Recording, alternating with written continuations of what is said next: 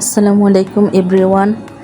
আজকে আমি দুপুরে কি রান্না করব তা আপনাদের সাথে শেয়ার করব।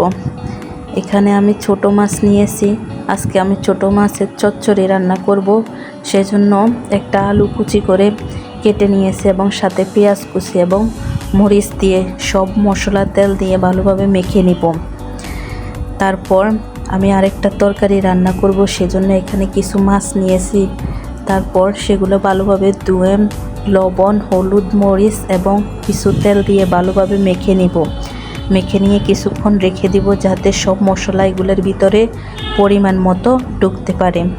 এই ফাঁকে আমি একটা চাল কুমড়া ছিল, ওইটা ভালোভাবে কেটে নিয়েছি মাছ দিয়ে রান্না করার জন্য।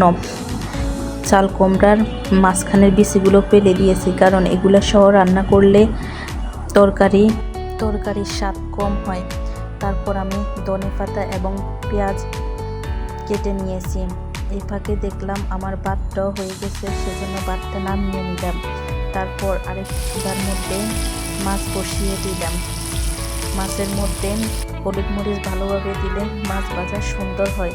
তারপর আমার ছোট মাছটাও হয়ে এলো এবং এটার মধ্যে কিছু ধনেপাতা দিয়ে কিছুক্ষণ রেখে তারপর এটা চুলা থেকে নামিয়ে নেব। তরকারির কালারটা খুব সুন্দর এসেছে।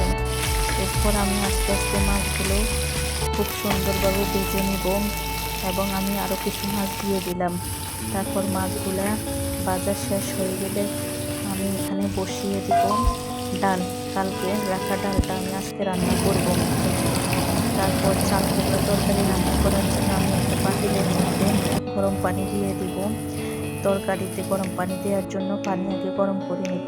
এরপর দেখলাম আমার ডালটাও ফুটে গেল।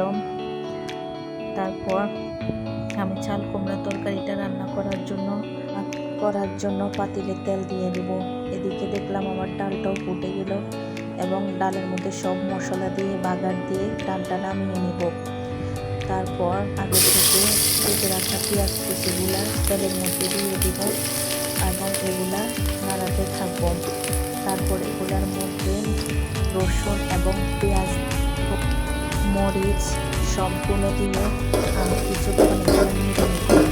পেঁয়াজের কালার ব্রাউন হওয়া পর্যন্ত এগুলা আমি ভালোভাবে ভেজে নেব। তারপর সব মশলাপাতি দিয়ে কিছুক্ষণ নাড়াচাড়া করব। এরপর কিছু পানি অ্যাড করব। আমি পানিটা ততক্ষণ পর্যন্ত নাড়াতে থাকবো যতক্ষণ পর্যন্ত হলুদের ঘ্রাণটা না যায়। আমরা অনেকেই করি যখন মশলা এবং পানি অ্যাড করি তখন আমরা মশলাটা ভালোভাবে কষিয়ে নিই না, যার কারণে আমাদের তরকারির স্বাদ হয় না।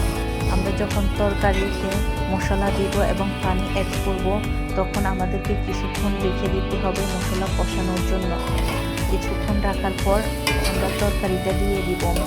এখানে আমি চাল কুমড়া এবং আলু আগে থেকে কেটে রেখেছিলাম এবং এটা দিয়ে দিয়েছি। দেওয়ার পর কিছুক্ষণ নাড়াচাড়া করবো এবং ভালোভাবে কষিয়ে দিব। কষানোর জন্য আমি প্রথমে যে পানিটা দিয়েছি এটা দিলেই হবে, কারণ চাল কুমড়া থেকে পানি ছাড়ে।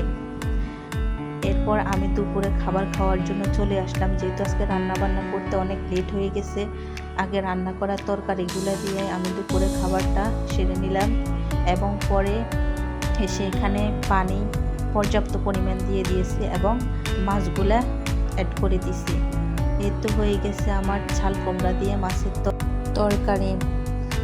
কেমন হয়েছে প্লিজ সবাই একটু কমেন্টে জানাবেন।